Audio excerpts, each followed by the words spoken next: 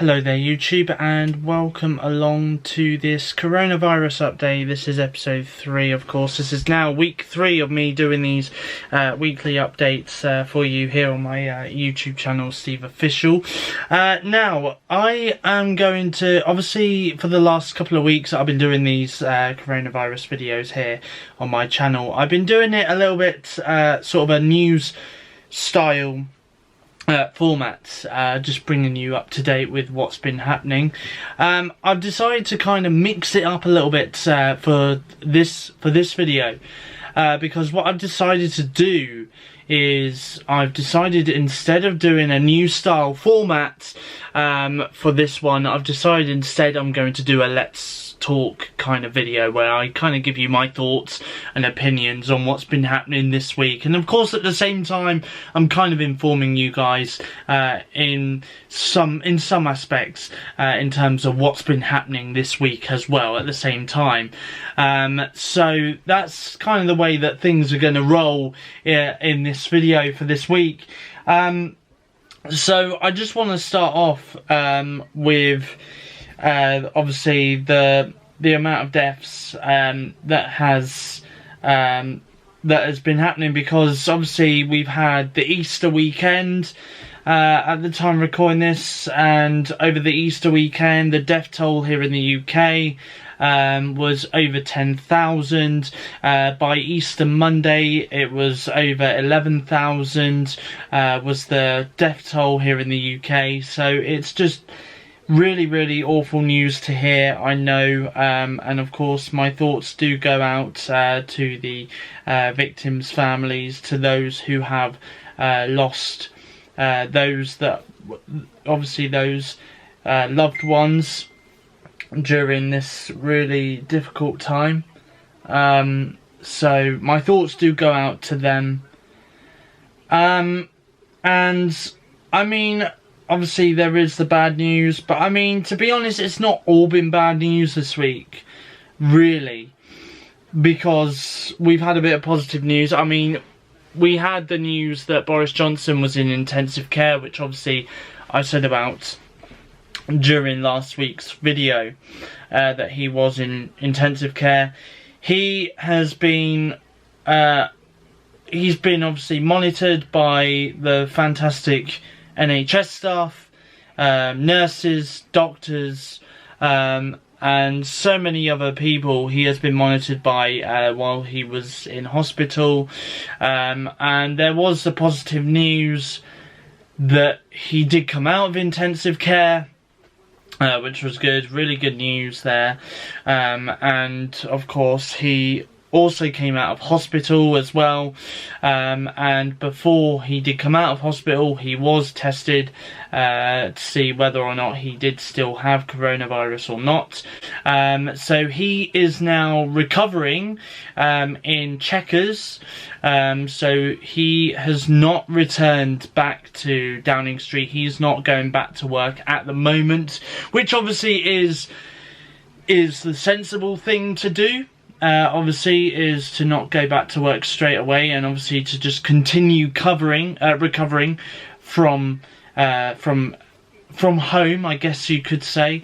And I do believe as well that I have read somewhere that Carrie Simmons, who is his fiance, has also reunited with Boris Johnson as well, knowing that he's safe and he doesn't have the coronavirus. So she's able to reunite with him, and obviously she would have posed as a very big risk, given the fact that she's also pregnant as well. So she would have posed as a very big risk, or a high risk, if she was around Boris while he did have the virus.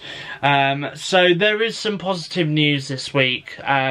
Obviously, I mean, the death toll has been continuing to rise, which really is some really negative news, I know. But there has been the positive side of things, with the fact that Boris has come out of hospital. He is still recovering. He hasn't returned back to work yet, but obviously that is the good news, that he has come back that he has been discharged from hospital, of course. Now, what I'm going to do is I'm going to take a 5-minute break from this video, because what I've decided to do is I've decided to show you guys in full the little thank you message that Boris did record and post on his social media page from earlier this week. So without further ado, let's take a look now at that thank you message that he done for the NHS staff for looking after him, and obviously he's said a few other things as well. Let's just take a look at this.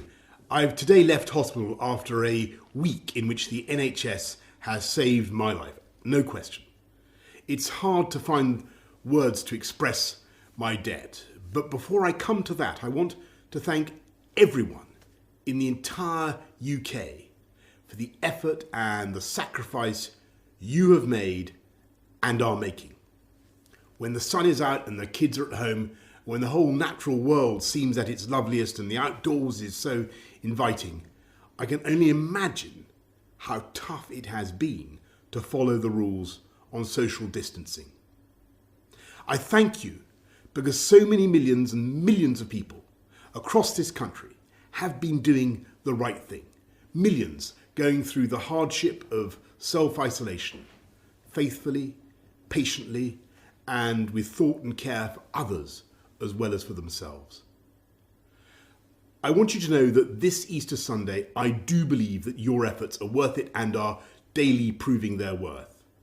Because although we mourn every day those who are taken from us in such numbers, and though the struggle is by no means over, we are now making progress in this incredible national battle against coronavirus. A fight we never picked against an enemy we still don't entirely understand. We're making progress in this national battle because the British public formed a human shield around this country's greatest national asset, our National Health Service. We understood and we decided that if together we could keep our NHS safe, if we could stop our NHS from being overwhelmed, then we could not be beaten, and this country would rise together and overcome this challenge as we have overcome so many challenges in the past. In the last 7 days, I have, of course, seen the pressure that the NHS is under.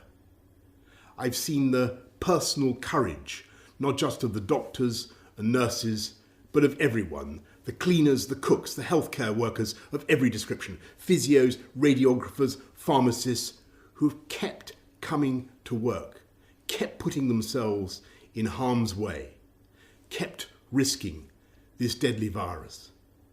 It is thanks to that courage, that devotion, that duty, and that love that our NHS has been unbeatable. I want to pay my own thanks to the utterly brilliant doctors, leaders in their fields, men and women, but several of them for some reason called Nick, who took some crucial decisions a few days ago, for which I will be grateful for the rest of my life. I want to thank the many nurses, men and women, whose care has been so astonishing. I'm going to forget some names, so please forgive me, but I want to thank Poling and Shannon and Emily and Angel and Connie and Becky and Rachel and Nikki and Anne. And I hope they won't mind if I mention in particular 2 nurses who stood by my bedside for 48 hours when things could have gone either way. They're Jenny from New Zealand, in Invercargill on the South Island to be exact, and Luis from Portugal near Porto. And the reason in the end my body did start to get enough oxygen was because for every second of the night, they were watching and they were thinking and they were caring and making the interventions I needed. So that is how I also know that across this country, 24 hours a day, for every second of every hour, there are hundreds of thousands of NHS staff who are acting with the same care and thought and precision as Jenny and Louise. That is why we will defeat this coronavirus and defeat it together. We will win because our NHS is the beating heart of this country. It is the best of this country. It is unconquerable. It is powered by love. So, thank you from me, from all of us, to the NHS. And let's remember to follow the rules on social distancing, stay at home, protect our NHS, and save lives. Thank you, and happy Easter. So there we go. That was the little thank you message that Boris did, and he posted that on social media during the Easter weekend.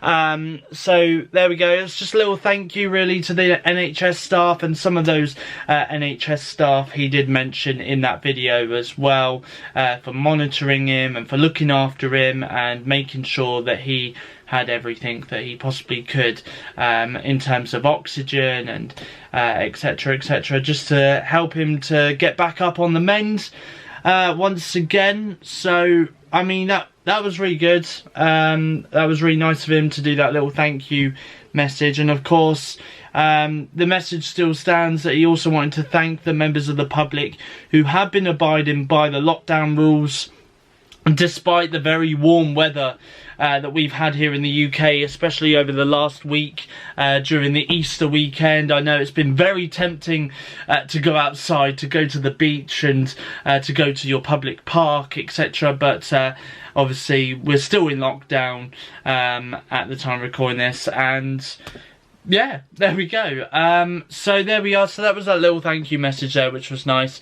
Now, I obviously want to talk another thing as well, and it's been in the sort of headlines again this week, was the fact that obviously we are in lockdown at the moment, and obviously, we're in lockdown, and I guess in a way it's okay for the Prime Minister, or, you know, for someone in the government to say we're going to put a very strict lockdown on the country, you know, where you can only do the bare minimal things like your 1 day of exercise, or, you know, to go out shopping just for essential items only. But I mean, to be honest with you, there's also the fact that there's got to be an exit strategy. Obviously, you know, at some point we do need to leave this lockdown. We do need to lift the lockdown.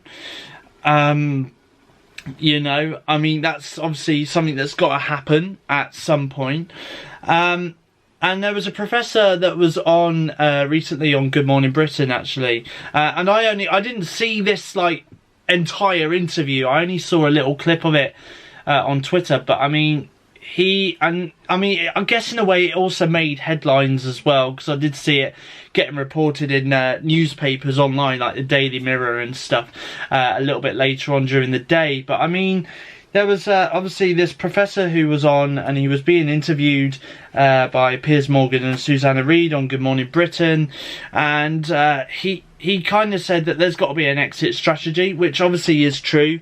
There is a lot of calls for the government to kind of explain what their exit strategy will be, how they're going to allow us to go outside and do more things, as well as doing our 1 day of exercise and doing the essential shopping. So obviously there are calls for the government to kind of announce or kind of reveal how they plan to get us out of lockdown. I mean, obviously, I don't know where we stand on lockdown. I mean, to be honest, we could be in lockdown for another couple more weeks. We could be in lockdown for another 4 weeks or 6 weeks or 8 weeks. It really does depend, obviously. It really does depend how this can be kind of in control, how the NHS can kind of take this under control. Obviously it is still out there, obviously there's still a lot of hospital admissions being made, and obviously, you know, it's kind of gone a little bit out of control at the moment. But, you know, I guess in a way, I think as the days go on, as the weeks go on, as time goes on, obviously it will die down a little bit. The more people kind of stay at home, you know, the more people continue to self-isolate, the more people kind of social distance themselves from each other. You know, I think in a way it will help, and you know, people will be able, you know, we will be in that situation before long where we will be able to kind of lift some of the restrictions. Of course, I mean, you know, people do need to leave their homes. We can't, you know, we can't be locked up forever. Let's put it that way. We can't be locked up for too long. So people do need to leave their homes at some point, which will be good. But it's, of course, it's just that way of kind of revealing how are we going to get out of this. You know, I mean, like I said earlier in this video, it's okay to put the lockdown restrictions in place, of course, but then you've also got to kind of have that exit strategy. How are we going to get out? How, you know, how's it going to work? What, you know, I mean, I kind of essentially have this thing in my mind where I think to myself, well, yeah, of course, we will leave lockdown eventually. You know, this is kind, you know, it's kind of sounds like Brexit right now. Of course, with us leaving the EU, we will leave this lockdown eventually. You know, and I guess not in the same way as Brexit, of course, but in some aspects, of course, we will leave the lockdown in a gradual sense. You know, it won't just be a whole case of, okay, it's all safe to open everything now. I'm going to click my fingers and everything will just reopen just like that, you know. No, it will just be the case of, in my opinion, in my view, I kind of see it as it's going to be the case of, you know, they're going to open businesses first, or, you know, but in a gradual sense, not in a major, like, you know, we're going to open, I guess in a way, it'll just be the case of we're going to open a handful of businesses first. You know, I guess that's, in a way, that's just my thought process of them doing things. I mean, I don't know if that is actually going to happen or not. I mean, you know, I guess when we do find out the exit strategy, and stuff, or, you know, when they do finally decide, okay, we're going to lift some of the restrictions, obviously, I will let you know in a future video, in a future update, in terms of how it's going to work. But I mean, in my thought process, I would kind of thought that this is how they're going to do it. You know, they're going to do it in some way where they're going to open like a handful of shops first, and it's just going to be a gradual thing, you know.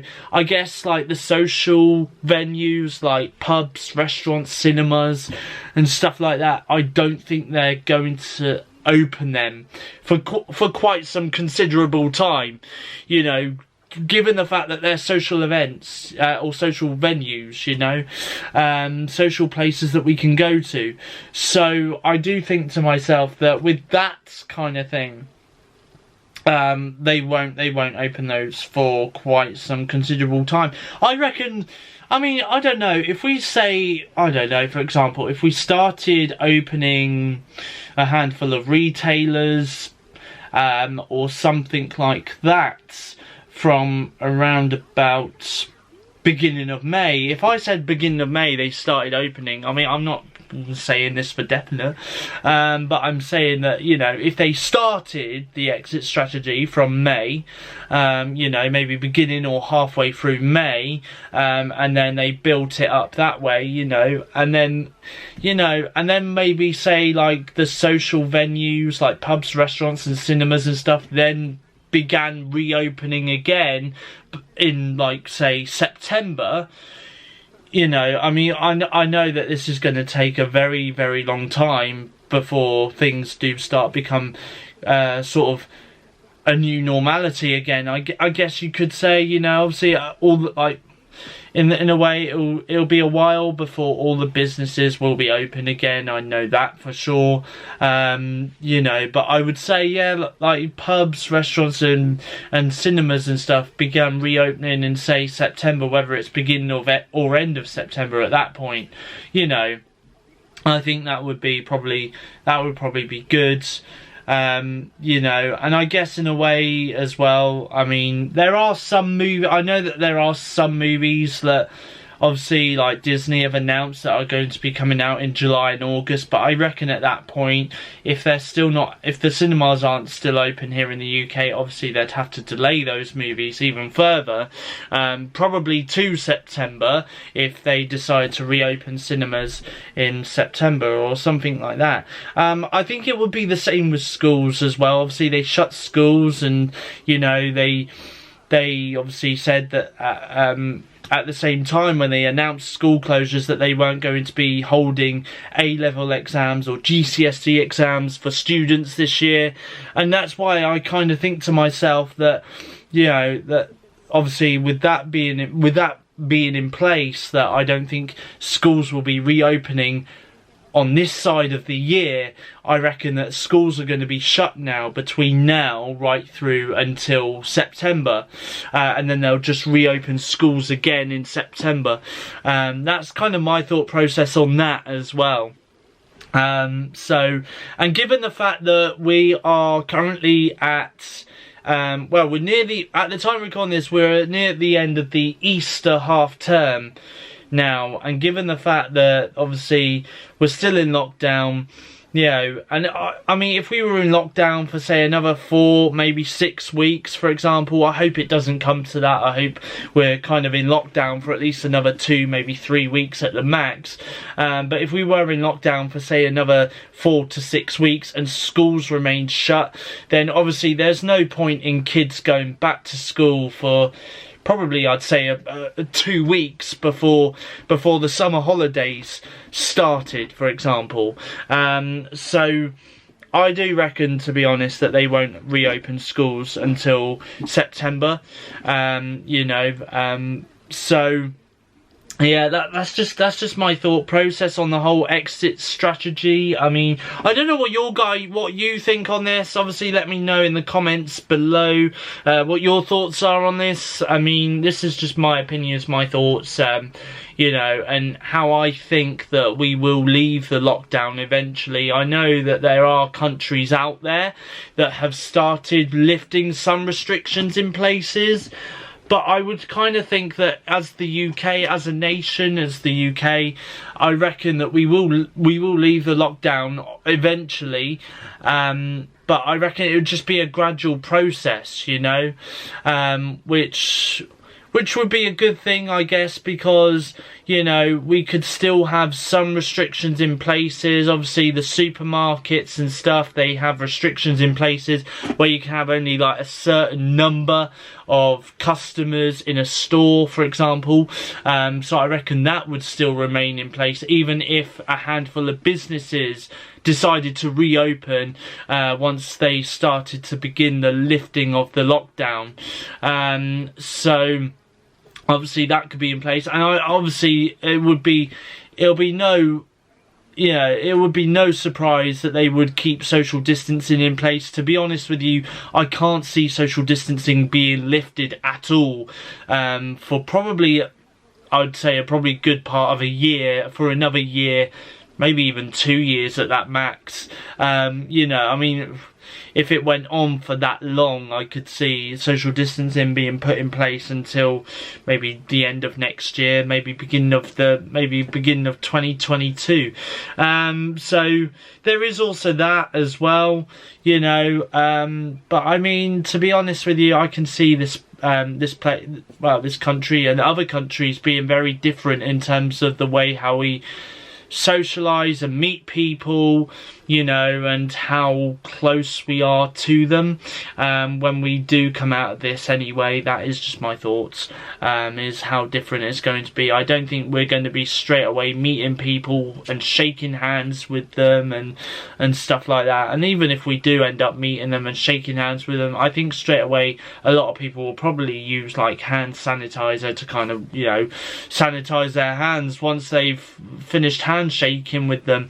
But I mean, to be honest, I mean, that's just my thoughts anyway. And I think at this point I'm going to wrap the video up here because I have rambled on a little bit too long. But anyway, there we go. So that is a little update in terms of the coronavirus for this week. You know what, to be honest, I've actually enjoyed talking to the camera like this, you know, kind of freely doing a let's talk kind of style video for this. I mean, I think it's just quite good. I think it's a lot better than doing the whole news style way of presenting the coronavirus update. So it kind of gives me my freedom to kind of talk and tell you guys what I think on this situation and on the matter as well. So thank you for watching. I hope you enjoyed this video. Please give this a thumbs up if you did enjoy it. Give it a like. Hit the subscribe button, and I will be back with a Doctor Who watch along video that's coming up on my YouTube channel on Friday this week, so please give that a watch. So that is all from me, and thanks for watching. Obviously the coronavirus update will be back for you again next Wednesday on my YouTube channel, SteveOfficial. But from me though, it's goodbye, thanks for watching, and see you guys in the next video.